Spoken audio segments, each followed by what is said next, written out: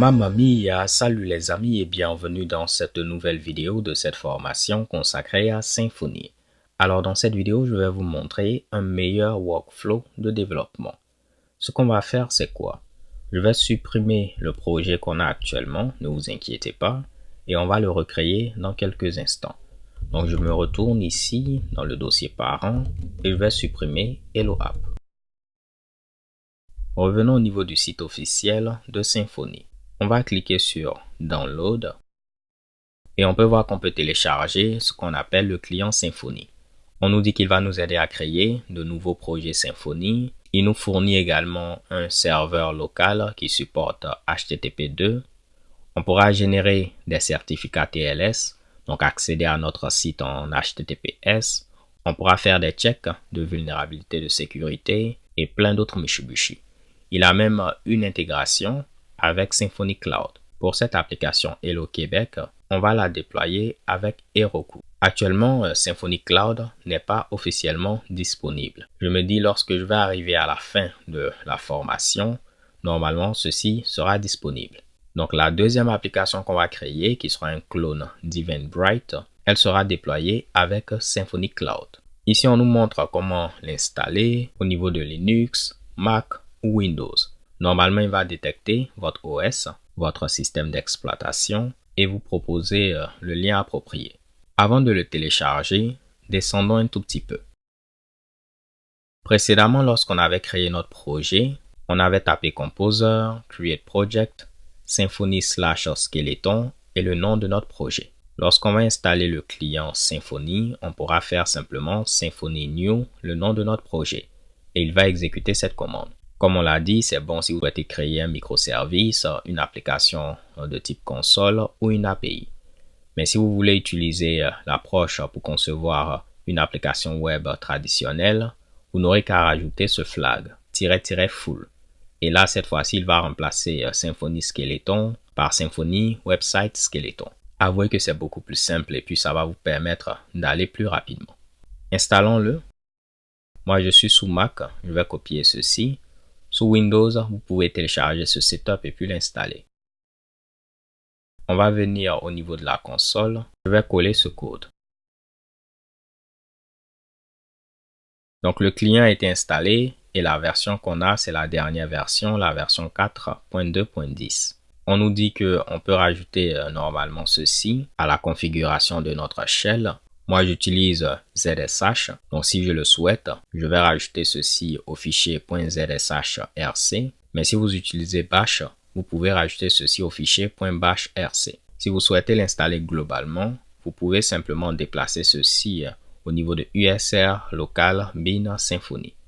Donc, moi, je vais l'installer globalement. Je vais donc copier ceci et le coller. Je vais m'assurer que ma commande est bonne. Parfait, on valide. Et normalement, je dois être en mesure de taper Symfony. Vous pouvez ouvrir un nouvel onglet pour démarrer votre session si ceci ne fonctionne pas. Comme ça, l'exportation de variables d'environnement sera prise en compte. Pour l'instant, mon dossier ne contient rien. On va faire Symfony New et créer notre projet Hello App. On peut voir qu'il a utilisé Composer, Create Project, il a créé notre projet avec Symfony Skeleton. Mais en plus de ceci, il a initialisé notre projet avec Git. Donc si je me rends au niveau de notre projet, c'est automatiquement un projet Git. Et au niveau de mon terminal, ceci est matérialisé par cela. N'est-ce pas que c'est magnifique? Si vous n'avez jamais entendu parler de Git, c'est un système de contrôle de version. Je vais mettre un lien en description de cette vidéo où j'ai une série de 12 vidéos qui parlent de Git. Vous en aurez besoin parce qu'on va l'utiliser pour déployer notre application vers Heroku. C'est assez simple, donc regardez la formation et croyez-moi, Git est aujourd'hui incontournable pour tout développeur web. Je vais ouvrir mon projet au niveau de Sublime Text. Pour démarrer le serveur, précédemment on avait fait php-s et ainsi de suite. Maintenant, on peut utiliser Symfony et vous aurez cette commande serve qui va permettre de démarrer un serveur web local. Donc, je vais mettre simplement Symfony serve et normalement, mon serveur local devrait être démarré. On avait vu qu'on pouvait accéder à notre site en HTTPS. Par défaut, c'est ce qu'il va tenter de faire. Là, vu qu'on n'a pas de certificat, cela ne fonctionne pas. Si nous, on ne veut pas utiliser HTTPS, on peut mettre -- no TLS, comme c'est indiqué ici. Comme ça, on va accéder à notre site sans HTTPS et ceci fonctionne. Mais pourquoi pas, on ne va pas s'en priver, on va utiliser HTTPS. Donc, j'aurai simplement à exécuter cette commande pour installer le certificat. On me demande mon mot de passe, je vais mettre mon mot de passe. L'installation du certificat va se faire et je pourrai maintenant démarrer mon serveur en HTTPS. N'est-ce pas que c'est magnifique? Et là, vous voyez, maintenant c'est HTTPS 127.0.0.1.2.8000. Ce genre de truc là, parfois ça peut être difficile à configurer, mais regardez comment c'est simple de le faire avec Symfony. Remplaçons cette page d'accueil par ce qu'on avait précédemment. Ce sera très simple maintenant que vous êtes des pros. En lieu et place de venir créer le contrôleur manuellement, on va utiliser une commande qui va nous permettre de le faire. On va ouvrir un nouvel onglet. Je vais taper php bin console. Si vous vous rappelez, on avait parlé du dossier bin. Je vous avais dit qu'il allait contenir l'ensemble de nos binaries. Et on avait ce fichier console. C'est un fichier PHP. On peut voir que c'est du code PHP. Donc, si on veut l'exécuter, de la même manière qu'on avait exécuté un fichier index.php ou bien test.php, on peut mettre php, va dans le dossier bin et exécute mon fichier console. Vous aurez pu ici l'appeler console.php, mais avouez que en mettant simplement console, ça fait plus fun, ça fait plus pro. Donc là, si je mets console.php, ça va marcher. Mais pour ceux qui ont par exemple Linux ou Mac, vous voyez que ceci a été rajouté. Cela permet de dire qu'il faudra exécuter ce fichier avec l'interpréteur PHP. Donc normalement, vous n'avez même pas besoin de faire php bin console. Oups. Vous pouvez simplement mettre bin console et avec la ligne qui est présente ici, il saura qu'il doit exécuter ceci avec PHP. Et on peut voir que cela fonctionne. En lieu et place de mettre point pour dire dans ce dossier, va dans le dossier bin et exécute console, vous pouvez taper aussi bin console et ceci va fonctionner. Moi, j'aime taper bin console comme cela. Et grâce à ce script, on pourra exécuter plein de commandes. Je peux mettre about. Vous allez voir ce que cela va afficher. On aura des informations sur le type de kernel qu'on utilise, la version de PHP que j'ai, le time zone, les variables d'environnement, la version de Symfony, quelle est la date de fin de maintenance de cette vidéo et la fin de vie de cette version. Donc vous avez plein d'informations. Moi, je veux avoir une commande qui va me permettre de pouvoir facilement générer un contrôleur. Pour ce faire, on va utiliser un bundle qui a pour nom Maker. Si je viens au niveau de symfony.sh, on va rechercher Maker. Et vous voyez, on peut l'installer avec l'alias generator, make ou bien Maker bundle. Je vais le faire. Je peux taper composer, rect pour require et on va installer Maker. Vu que je vais l'utiliser uniquement en développement, je peux mettre --dev. On valide. Symfony Flex va opérer sa magie et on peut voir une recette qui a été exécutée. Si je fais bin console, on aura maintenant de nouvelles commandes. Revenons au niveau du code, on vient au niveau de config, bundles.php. On peut voir que ce bundle a été enregistré uniquement en mode développement. Et au niveau de composer.json également, ceci est présent au niveau des dépendances en mode développement. Je vais me retrouver et normalement au niveau de require dev, on a Maker Bundle qui a été installé. Ce bundle vient avec plein de commandes. On peut utiliser make controller pour créer un contrôleur, make entity pour créer une entité, c'est en rapport avec le M au niveau de l'architecture MVC, donc le modèle.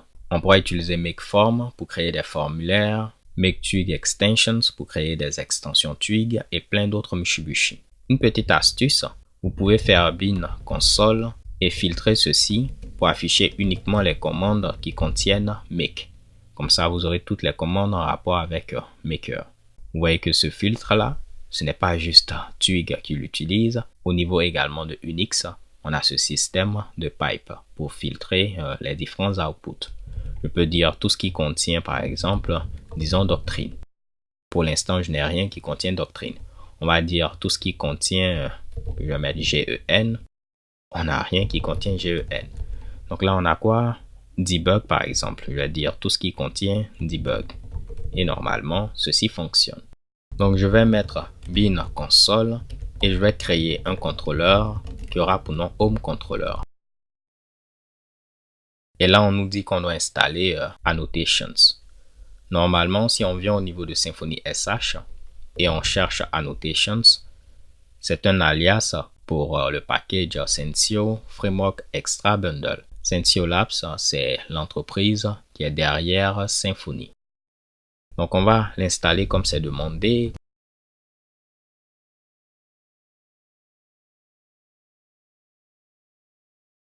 Et là, on pourra faire bin console, make controller, home controller.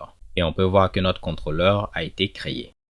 Si on vient au niveau de Sublime Text, voici notre contrôleur home controller. Je peux supprimer ce getIgnore vu qu'on n'en a plus besoin. Et vous savez que je déteste ces fameux getIgnore.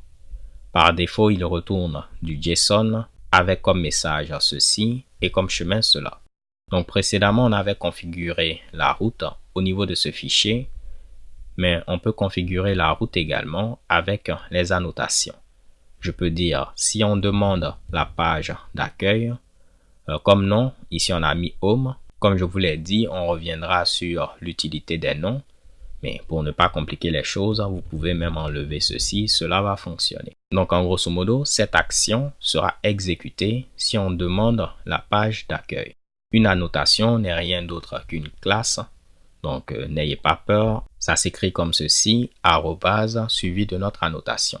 On met ici ces fameux symboles comme si c'était des commentaires et on met arrobase suivi de notre annotation. On reviendra là-dessus dans l'autre application, mais voyez ceci comme un avant-goût. Normalement maintenant, si je demande la page d'accueil, ce JSON sera retourné. Je vais fermer ceci. Actualiser localhost 8000. On est en HTTPS et voici le JSON qui est bien formaté avec mon extension Chrome JSONView. Nous, on voulait retourner un template. Donc, je pourrais modifier tout ceci en mettant thisRender. Mais vous voyez, on hérite de la même manière de Abstract Controller. Et au niveau de Abstract Controller, on a cette méthode JSON qui fait new JSON. Donc, c'est aussi un raccourci en lieu place de faire new JSON. Pour créer mon contrôleur, j'avais fait quoi? J'avais fait bin, console, make controller et ici home controller. Mais vous pouvez mettre simplement home. Il va rajouter le suffixe contrôleur automatiquement pour vous. Et vous voyez, il a rajouté le suffixe pour vous. Je vais remettre ce qu'on avait, enlever le nom de route pour ne pas compliquer les choses. Et nous, on va remplacer tout ceci par thisRender et on va rendre home.html.twig. On sait qu'on aura une erreur parce que Twig n'est pas installé. On actualise, on a une erreur. On va installer Twig en faisant simplement composer require Twig en utilisant cet alias. Twig sera installé, le dossier template sera créé. Je pourrai créer mon template home.html.twig. On va mettre un H1 avec Hello from Québec. Ensuite, je dois dire, je mets ensuite mon emoji avec clock. Ce sera it is currently suivi de l'heure. C'était now. On formate ceci avec le filtre date. Et on voulait afficher l'heure, les minutes.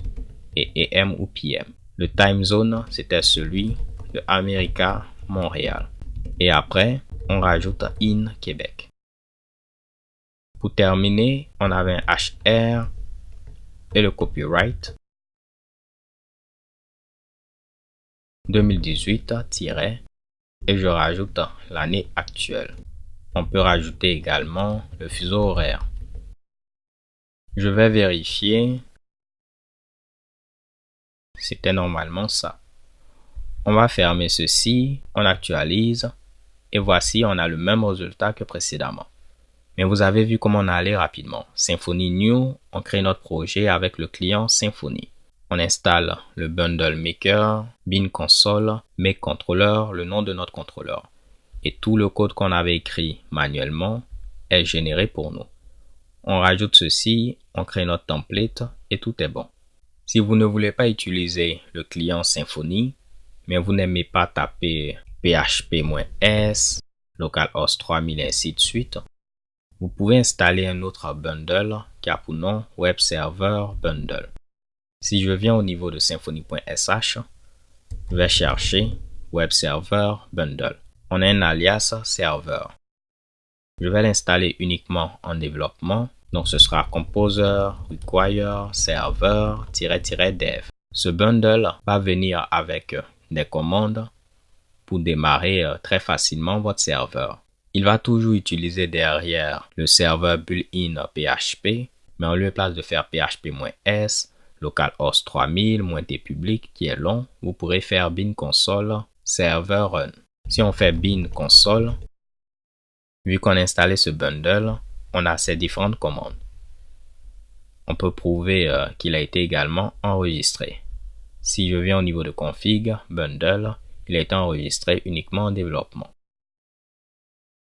Là, si je voulais utiliser le port 3000, je pouvais mettre 3000. Je fais un contrôle-clic et voici mon application. Donc moi, je préfère le client Symfony, ce qui veut dire que je vais faire simplement Composer Remove de serveur et normalement, il va retirer tout ce qui a été rajouté. Est-ce que je veux le retirer au niveau de Require Dev? Oui.